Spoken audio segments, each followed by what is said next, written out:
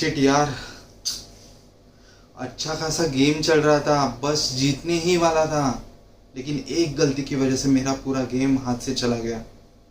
दोस्तों, आपके साथ कभी ऐसा हुआ है? आप किसी के साथ खेल रहे होंगे, बस उसे अगली मूव पे चेकमेट करने ही वाले होंगे, लेकिन एक गलती की वजह से आपका पूरा गेम आपके हाथ से चला गया हो और फिर आपको बाद में रिग्रेट फील हुआ हो कि काश मैं वो गलती नहीं करता तो गेम जीत पाता। आपके साथ नहीं तो आपके बच्चों के साथ हुआ होगा। अच्छा, शादी नहीं हुई है तो आपके दोस्तों के साथ, दुश्मनों के साथ, रिश्तेदारों के साथ, किसी के साथ तो हुआ होगा और आपने कहीं ना कहीं तो सुना होगा, लेकिन आगे से ऐसा कभी नहीं होगा, इसकी गारंटी मैं देता हूँ।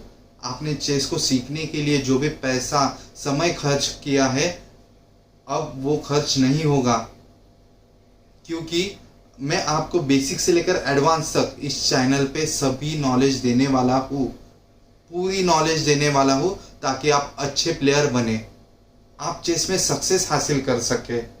और यही तो मेरा मकसद है चैनल के पीछे का। आपकी तरक्की ही मेरी गुरु दक्षिणा है। तो चलो दोस्तों, कुछ काम की बात करते हैं। दोस्तों, आपने कभी सुना है कोई बिना खेले हारा है? बिना खेले कोई कैसे हार सकता है? हमने तो सुना है कि खेलने वाला हार सकता है, लेकिन बिना खेले कोई कैसे हार सकता है? ये कौन सी लॉजिक वाली बात हो गई? ऐसा आप सोचते होंगे ना, लेकिन नहीं, ऐसा हुआ है मेरे आंखों के सामने। एक प्लेयर बिना खेले ही हारा था, वो भी मैंने खुद देखा आंखों के सामने। तो आज मैं आपको ऐसी कुछ बातें बताने वाला हूँ चेस के बारे में, अनसुनी अनकही बातें, जो कि बहुत सारे प्लेयर को पता ही नहीं है और ना ही इसके बारे में यूट्यूब पे कोई वीडियो है। तो आज मैं आपको ऐसी बातें सिखाऊंगा जो आपको चेस करियर में काम आएगी, चेस में आगे बढ़ने के लिए काम आएगी। So welcome to my channel chess Gurukul, एक ऐसा गुरुकुल जो आपको देगा चेस की A to Z नॉलेज और जीतने की तकनीकियां। तो वीडियो पे एंड तक बने रहे और सीखिए कुछ नया।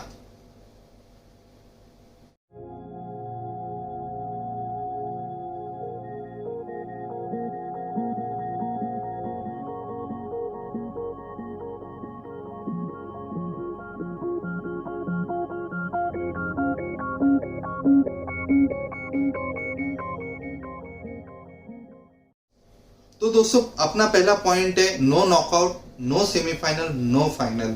यानी कि आपने अभी तक सुना है कि यार गेम हार गए तो घर चले जाना है, लेकिन अभी ऐसा नहीं है। आप गेम हारे भी होगे तो आपको घर पे जाने की जरूरत नहीं है, आप वही टूर्नामेंट हॉल में रुकिए, आपको सभी राउंड खेलने का मौका मिलेगा, क्योंकि अभी आया है स्विस लीग फॉर्मेट, जो कि पुराने जमाने में नहीं होता था। अभी आपको सभी राउंड्स खेलने का मौका मिलेगा और आपको इक्वल अपॉर्चुनिटी मिलेगी जीतने की बाकी प्लेयर के साथ। मैंने ऐसे कितने प्लेयर देखे कि जो स्टार्टिंग के 1-2 राउंड हारे हैं और बाद में कंटिन्यू जीत के उन्होंने टूर्नामेंट जीत लिए। तो आप अगर हार जाते तो अपसेट होने की या फिर नर्वस होने की कोई जरूरत नहीं है। आपको इक्वल अपॉर्चुनिटी दी जाएगी कि आप आगे खेल सको और जीत सको।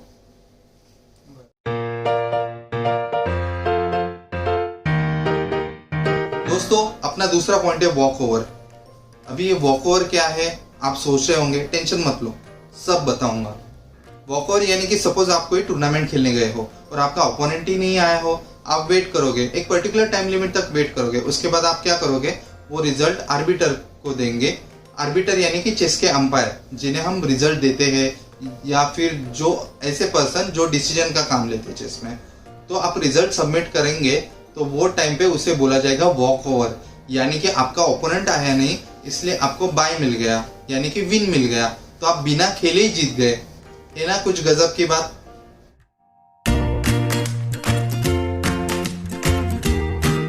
दोस्तों, अपना तीसरा पॉइंट है अवॉइड लोकल रूल्स, गली के रूल्स। आपने सुना होगा कि यार मतलब कि पहले चेस खेलते थे तो वो क्या कहते थे कि राजा को चेक दिए बिना हम हिला नहीं सकते, या फिर प्यादे को शुरुआत में हम एक कदम ही खेल सकते हैं। ऐसा भी कहते थे कि अगर किसी का राजा अकेला रह गया तो वो 16 कदम चलेगा और उसके अंदर अगर हम चेकमेट नहीं कर पाए तो गेम ड्रॉ हो जाएगी। ये सब गलत है दोस्तों, ऐसे गली रूल्स से बच के रहो। इंटरनेशनल रूल्स कहते हैं कि राजा को हम बिना चेक के भी हिला सकते हैं, दूसरा रूल है कि हम प्यादे को 2 कदम भी शुरुआत में चला सकते हैं। और जो मैंने आपको रूल बोला है वो 16 कदम का नहीं, वो 50 कदम का है। अगर 50 कदम के अंदर हम अगर ओपोनेंट के किंग को चेकमेट नहीं कर पाए तो गेम ड्रॉ हो जाएगी। तो ऐसे इंटरनेशनल रूल्स है, ये लोकल गली के रूल्स से आप डिस्टर्ब और डिस्ट्रैक्ट मत हो जाओ। मैं इसके ऐसे बहुत सारे रूल्स है, इसके ऊपर मैं अलग से एक वीडियो बनाऊंगा और सिखाऊंगा।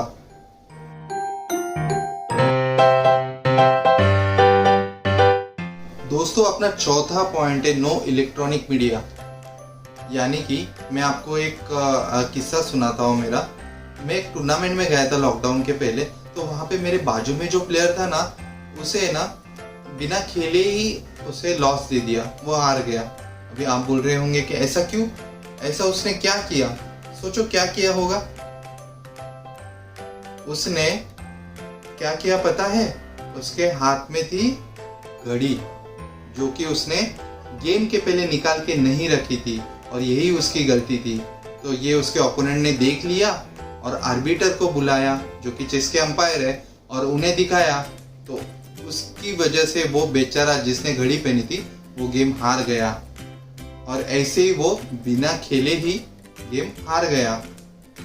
तो इंटरनेशनल चेस रूल्स के अकॉर्डिंग हम अपने बॉडी के ऊपर कोई भी इलेक्ट्रॉनिक मीडिया नहीं रख सकते, यानी कि घड़ी, हेडफोन, मोबाइल, ऐसी कोई भी चीज हम हमारे साथ रख के खेल नहीं सकते। अगर ऐसी गुस्ताखी आप करोगे तो आप भी गेम से हाथ धो बैठोगे।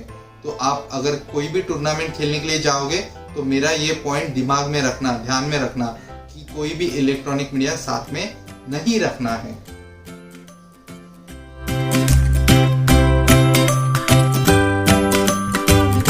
तो दोस्तों अपना 5वां पॉइंट है गेम लिखना, जो कि बहुत ही इंपॉर्टेंट पॉइंट है, लेकिन ज्यादातर चेस प्लेयर करते ही नहीं है। बहुत सारे चेस प्लेयर मैंने देखे हैं सालों से खेल रहे, लेकिन गेम लिखते ही नहीं है। बहुत सारे प्लेयर्स को ये पता ही नहीं है कि गेम लिख भी सकते हैं, और गेम लिखने का मतलब क्या होता है, उसके पीछे रीजन क्या होता है, बहुत सारे प्लेयर्स को पता ही नहीं है। अगर पता नहीं है तो टेंशन लेने की कोई बात नहीं, इसके ऊपर मैं अलग से वीडियो बनाने वाला हूँ, इसे मैं डिटेल में एक्सप्लेन करूंगा। लेकिन जो भी चेस प्लेयर जानते हैं गेम लिखना, वो लिख तो रहे, लेकिन उसे बाद में खोल के देख ही नहीं रहे, और लिखने का कोई मतलब ही नहीं। आप बस लिख रहे हो और उसे कहीं छोड़ रहे हो, तो इसका कोई मतलब नहीं है। जो भी हम गेम लिखते हैं उसे बाद में ओपन करना रहता है, उसे एनालाइज करना रहता है कि हम कौन से एरिया में वीक है, हम पोजिशनली वीक है, टैक्टिकली वीक है, हम एग्जैक्टली कहाँ पे वीक है, हम कोई टैक्टिक्स में फेल हो रहे हैं। तो ये सब हमें गेम एनालाइज करके पता चलेगा। और दूसरा एक फायदा है गेम लिखने का, आपको पता नहीं होगा लेकिन मैं आपको बताता हूँ कि बहुत सारे प्लेयर ट्रॉफी के लालच में, कैश प्राइज के लालच में ना आपसे झूठ भी बोल सकते कि ये मैंने खेला ही नहीं था, ये पीस यहाँ पे नहीं उस स्क्वायर पे था। और फिर वहां पे आएंगे आर्बिटर बोलेंगे कि आप बताओ गेम स्टार्टिंग से कैसा हुआ, लास्ट 5 मूव्स बताओ। आप तो रहे न्यू बिगिनर, आप कैसे बता पाओगे कि लास्ट 5 मूव्स क्या थे, या फिर स्टार्टिंग से गेम कैसा था? तो ऐसे टाइम पे लिखा हुआ गेम आपकी साथ देगा। इसलिए मैं कहता हूँ दोस्तों, गेम लिखने की आदत डालो, ये आपको लॉन्ग टाइम तक बेनिफिट देगा।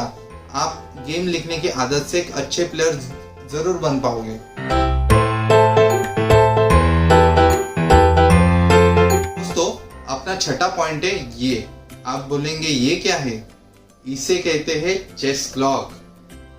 आपने कभी सुना रहेगा या देखा भी रहेगा कि पुराने टाइम पे ना प्लेयर्स कितना भी टाइम लेते थे, अपने हिसाब से सोचते थे, अपने मन के मुताबिक टाइम लेते थे, आराम से खेलते थे। फिर उसमें क्या होता था, ओपोनेंट को वेट करना पड़ता था, और वो वेट कर कर के ना परेशान हो जाता था। लेकिन अभी ऐसा नहीं होता है। अभी इंटरनेशनल चेस रूल्स के अकॉर्डिंग सभी गेम चेस क्लॉक के साथ होते हैं। ऐसा कोई भी गेम नहीं होता है कि जो बिना चेस क्लॉक के हो।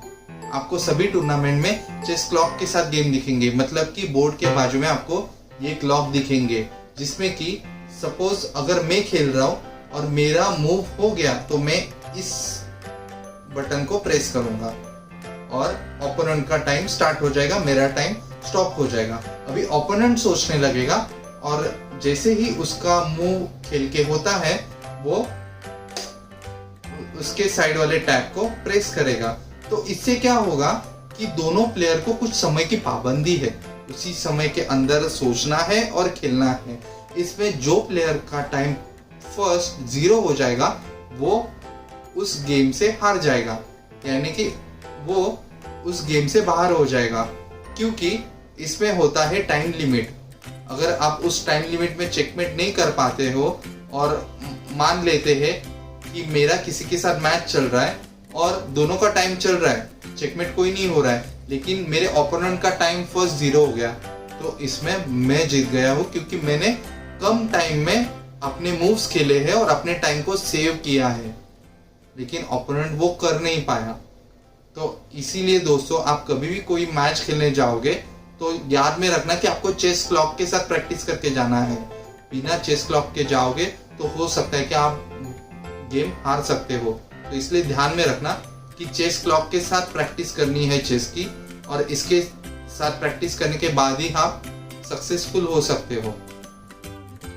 तो दोस्तों, चेस क्लॉक के बारे में, डिफरेंट टाइम फॉर्मेट के बारे में, और वो चेस के साथ कैसे खेला जाता है, क्यों खेलते हैं, उससे हमें बेनिफिट क्या होगा, और वो टूर्नामेंट में कैसे खेला जाता है, वो सभी चीज़ें, आपके सभी सवालों के जवाब में नेक्स्ट वीडियो में देने वाला हूँ। तो आप मेरा नेक्स्ट वीडियो देखने ना भूलिए।